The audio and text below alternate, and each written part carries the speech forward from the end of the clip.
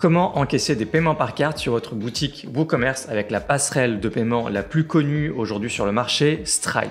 Dans cette vidéo, je vous propose un tutoriel efficace pour mettre en place le paiement par carte sur votre boutique avec Stripe. On va voir différentes configurations, différentes méthodes de paiement qui sont disponibles grâce à Stripe, que ce soit le paiement par carte unique ou le paiement différé, c'est-à-dire j'achète maintenant et je paye plus tard, et ce n'est pas vous, commerçant, qui portez le risque, et également les paiements fractionnés, c'est-à-dire les paiements en plusieurs fois. Mais juste avant ça, si jamais vous démarrez sur WordPress, ou même si vous ne démarrez pas, mais que vous rencontrez régulièrement des problèmes ou que vous vous en sortez pas trop sur WordPress, j'ai une petite formation gratuite qui s'appelle WordPress sans stress. Vous la trouverez dans la description de la vidéo, et l'idée c'est de faire de votre expérience de WordPress un long fleuve tranquille. Donc on va utiliser cette extension WooCommerce Stripe Payment Gateway, qui est l'extension officielle, produite directement par WooCommerce. Et donc, on va intégrer ce qu'on appelle Stripe. Donc, Stripe, c'est quoi? C'est la passerelle de paiement numéro 1 aujourd'hui dans le monde. C'est une entreprise américaine qui est absolument réputée et que tout le monde utilise, que ce soit en France ou ailleurs dans le monde. Et il va y avoir d'autres passerelles de paiement plus populaires en fonction des régions du monde. Mais en tout cas, en Europe, aux États-Unis, plus généralement en Occident, c'est Stripe vraiment la référence. Donc ça veut dire que vous allez encaisser des paiements via votre boutique WooCommerce. L'argent va arriver dans cette passerelle de paiement Stripe qui prend les paiements par carte du coup pour vous. Évidemment, il y a des frais, je vous en parle dans un instant. Et ensuite, l'argent, vous allez le voir sur votre compte bancaire au bout de quelques jours après l'avoir encaissé. Vous avez tous ces réglages-là à l'intérieur de Stripe, parce qu'il va falloir créer évidemment un compte sur Stripe, mettre toutes vos informations par rapport à votre entreprise ou votre micro-entreprise, et vous aurez ensuite les informations par rapport à quand est-ce que vous recevez l'argent, etc. Il y a plusieurs configurations possibles, mais ça arrive quelques jours après tout simplement. Donc le lien pour Stripe se trouve dans la description de cette vidéo. Et pour les frais sont juste ici. Donc je vous mets également le lien dans la description de la vidéo, et c'est 1,5% plus 25 centimes d'euros. Et là, vous voyez qu'ensuite, il y a différentes configurations là aussi. Donc les frais qui vous concernent, c'est essentiellement ceux-là.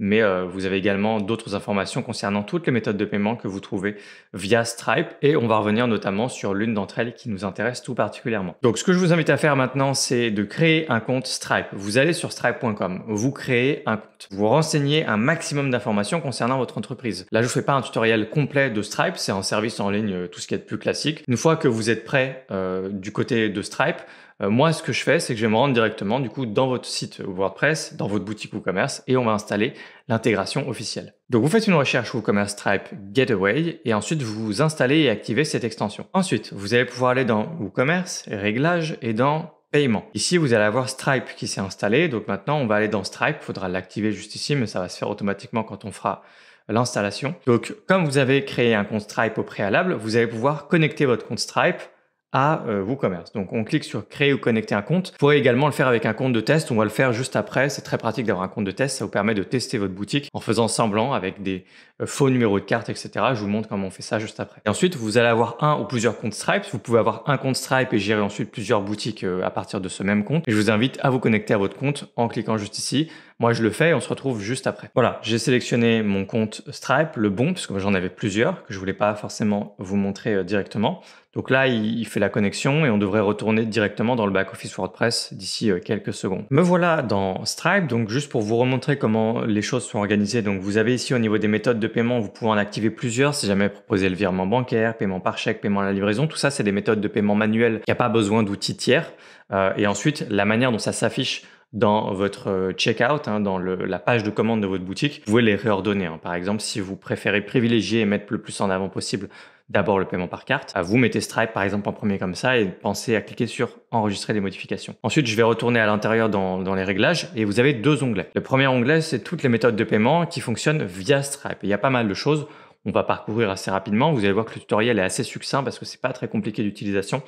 Et ensuite, l'onglet réglages qu'on va parcourir maintenant avant de revenir aux méthodes de paiement. Donc ici, vous pouvez activer Stripe et activer également le mode test. Donc le mode test, comme je vous disais, c'est la possibilité de tester votre boutique avec une fausse carte, et donc vous allez avoir ensuite la commande vraiment qui apparaît dans WooCommerce, etc. Vous allez tester toute l'expérience d'achat de votre boutique et vous l'expérience également côté webmaster dans votre back-office. Vous pouvez vraiment tout tester en long, en large et en travers en faisant semblant sans dépenser un centime. Donc c'est extrêmement pratique. Vous pouvez ici cliquer sur par exemple configurer la connexion.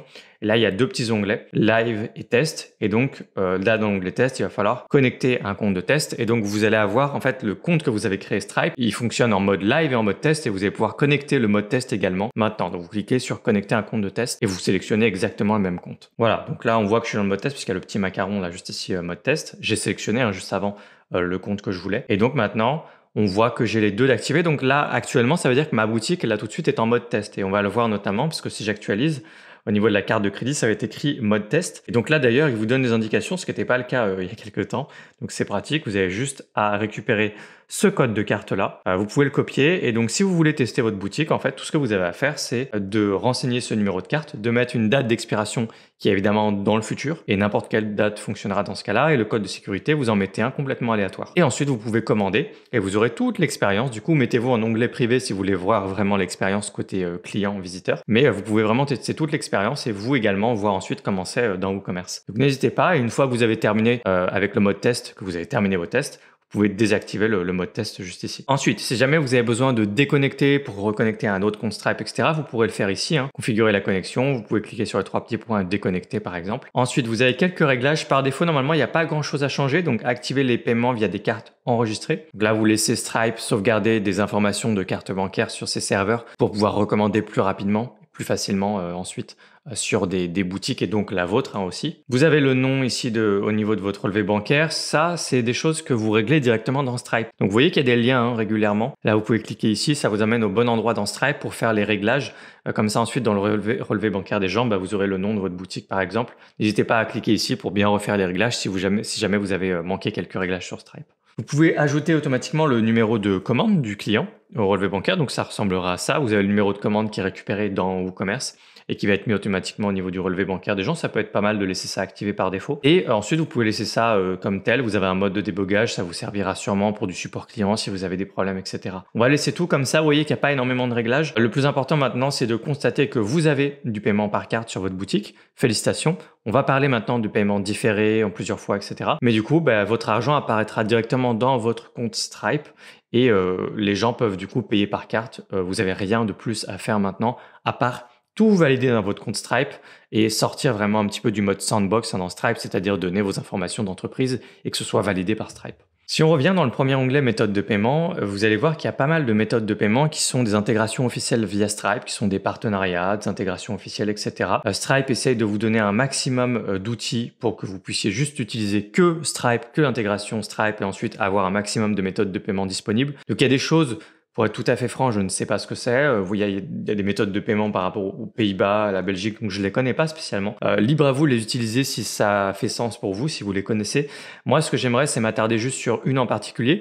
Juste avant ça, donc vous voyez qu'il y a par exemple il y a WeChat en Chine, je pense que c'est assez important. Et puis il y a évidemment les modes de paiement express qui sont d'office compatibles et d'office activés. Donc vous avez Apple Pay et Google Pay et vous avez Link. Donc Link, c'est quelque chose qui apparaîtra automatiquement sur vos formulaires de paiement. C'est une sorte de méthode de paiement express qui est proposé par Stripe et le but c'est en fait d'enregistrer pareil les informations de vos clients pour qu'ils puissent repayer plus facilement, pas que sur votre boutique mais également ailleurs. C'est un truc qui est activé par défaut, normalement ça pose pas de problème particulier et je vous invite à le laisser. Et puis vous avez Apple Pay et Google Pay que vous connaissez sans doute, ce sont des méthodes de paiement express sur mobile, notamment pour Apple Pay. Je connais pas très bien Apple Pay, j'ai jamais utilisé directement, mais ce sont des boutons de paiement express qui apparaissent sur vos formulaires de paiement lorsque la méthode est disponible sur l'appareil du visiteur. Vous n'avez pas vraiment de réglages ou de choses à faire. Vous avez juste à dire j'accepte ou j'accepte pas que les gens utilisent Apple Pay ou Google Pay. Si vous acceptez, vous avez juste à laisser cocher cette option. Si vous voulez avoir quelques petits réglages, notamment dans l'expérience de votre boutique, là vous pouvez cliquer sur personnaliser concernant Apple Pay et Google Pay et vous pouvez voir où est-ce que les boutons de paiement express peuvent apparaître. Est-ce que ça apparaît peut-être potentiellement dès la page produit, c'est quelque chose que vous pourriez faire. Donc il y aurait des méthodes de paiement express. Le bouton Apple Pay par exemple peut apparaître directement sur les pages de vos produits.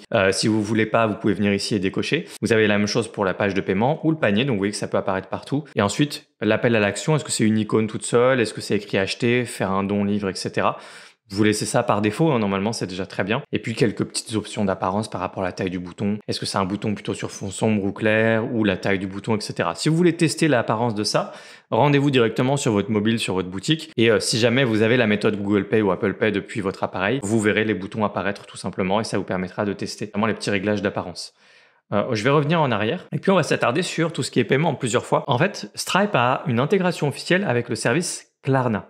C'est très intéressant parce que si vous l'activez, en fait, ça va vous permettre d'accepter les paiements en plusieurs fois ou encore les paiements différés. Je vous explique. Et bien du coup, quand vous avez un paiement en 3 fois, ça veut dire qu'il y a un premier paiement, un deuxième paiement et un troisième paiement. Et il pourrait y avoir un problème d'impayé à partir du deuxième ou du troisième, des cartes qui passent pas, etc. Donc il y a des organismes qui sont de vrais organismes accrédités, qui ont notamment la possibilité de faire du crédit pour des paiements même au-delà de 3 fois, jusqu'en 10 fois, etc. Des entreprises comme Klarna qui proposent ce genre de service sur Internet où ils portent le risque pour vous. C'est-à-dire que si jamais il y a un paiement de 200 € sur votre boutique, eh bien Klarna va prendre la responsabilité d'aller chercher le deuxième, le troisième paiement, etc. et vous donne l'argent directement. Donc vous encaissez tout de suite les 200 €. Et ensuite, c'est Klarna qui se débrouille pour la suite et qui va encaisser les paiements suivants et qui va se débrouiller avec votre client. Et dans le plugin officiel Stripe, eh bien, vous avez une intégration avec Klarna sans rien faire. Vous pouvez juste l'activer en un clic. C'est extrêmement pratique. Ça veut dire que vous pouvez proposer sur votre boutique en un clic des paiements en plusieurs fois, ce que je vous expliquais juste à l'instant, ou des paiements différés, c'est-à-dire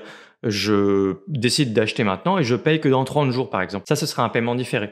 Là, pareil, le risque est également porté par Klarna. Donc, soit pour du paiement différé ou du paiement en plusieurs fois, Klarna se porte garant pour vous, enfin se débrouille. Attention, c'est pas gratuit, je vais vous montrer les frais dans un instant. Et voilà à quoi ça ressemble. Vous activez juste Klarna ici. Ensuite, vous cliquez sur sauvegarder les modifications et c'est tout. Ensuite, vous actualisez ici. Et Klarna est déjà prête à l'emploi. Vous pouvez sélectionner juste ici Klarna. Et vous avez ensuite automatiquement les offres qui sont proposées en fonction de la valeur du panier. Il n'y a pas un taux de succès de 100%, c'est-à-dire que Klarna n'accepte pas tous les clients. Ils font une espèce de profilage. Il peut arriver que Klarna refuse parce qu'un client a des antécédents financiers. Vous ne le saurez pas directement, évidemment, parce que ce sont des informations confidentielles. Mais si jamais certains n'ont pas accès au paiement plusieurs fois, malheureusement, vous ne pourrez rien faire puisque c'est Klarna qui décide. Mais en tout cas, par défaut, le taux de succès est assez élevé à ma connaissance.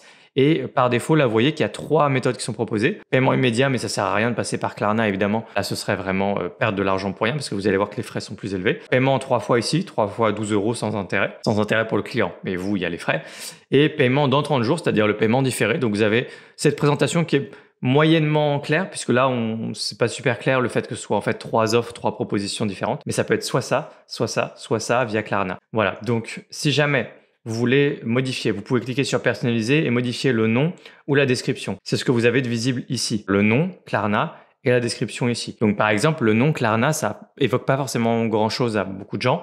L'idée serait peut-être de proposer autre chose, d'écrire par exemple paiement plusieurs fois / différé, quelque chose comme ça. Ce sera plus explicite que de juste écrire Klarna. Parce qu'après, de toute façon, le petit logo Klarna, il est écrit partout. Les gens vont voir que c'est Klarna, donc c'est pas un problème. Donc vous pouvez changer le nom ici. Et ensuite, eh bien, vous n'avez rien de plus à faire puisque tout se passe en automatique. Et vous allez pouvoir encaisser l'argent directement et ensuite votre client paiera en plusieurs fois ou en différé avec Klarna. Comme je vous disais, c'est pas gratuit, vraiment pas, hein, loin de là. Et au niveau des frais, voilà à quoi ça ressemble. Klarna ici en France, eh bien c'est 5% de frais plus 40 centimes. Et il y a éventuellement pour les transactions internationales ou les conversions de devises 1,5% ou 2% en plus. Et si jamais il y a des litiges perdus, mais je pense qu'ils ont un excellent système de recouvrement, donc ça va pas arriver souvent pour vous. Mais sachez qu'en tout cas, s'il y a des litiges perdus ici, c'est 20 €. Donc vous voyez que c'est vraiment pas gratuit. Et l'idée de mettre en place quelque chose comme Klarna, et de manière en plus aussi facile, aussi accessible, c'est vraiment dans le but d'augmenter votre taux de conversion, en particulier sur des paniers importants, des paniers élevés. C'est vraiment le plus intéressant si vous avez des paniers très chers, de mettre en place Klarna. Vous pouvez le mettre en place dans tous les cas, mais sachez que ça a un coût et que les frais sont vraiment plus élevés pour vous. Et le but, c'est de vendre beaucoup plus et donc peut-être de vraiment valoriser, de mettre en avant sur votre boutique que vous avez du paiement en plusieurs fois ou du paiement différé. Dernière chose, juste ici, vous avez un petit modifier l'ordre d'affichage qui vous permet de modifier l'ordre d'affichage, puisque l'ordre d'affichage, c'est juste ici. Vous voyez que d'abord, c'est la carte et ensuite Klarna. Vous pouvez les réordonner et si vous en activez d'autres, vous pouvez donc tous les réordonner pour l'ordre dans lequel ils apparaissent sur votre page de commande. Sachez qu'on a une formation e-commerce complète sur WooCommerce sur WP Origami. N'hésitez pas à jeter un œil, vous trouverez le lien dans la description de cette vidéo. Et si jamais vous voulez revoir tous les réglages et tout le fonctionnement de WooCommerce en partant de zéro, on a fait une vidéo complète, un tutoriel complet sur WooCommerce qui inclut notamment le fait d'ajouter des méthodes de paiement, etc. mais aussi des réglages, livraison, ajout de produits, tout ça. Je vous mets directement la vidéo qui apparaîtra à l'écran et je vous invite à aller la visionner dès maintenant. Je vous retrouve dans cette vidéo. À tout de suite.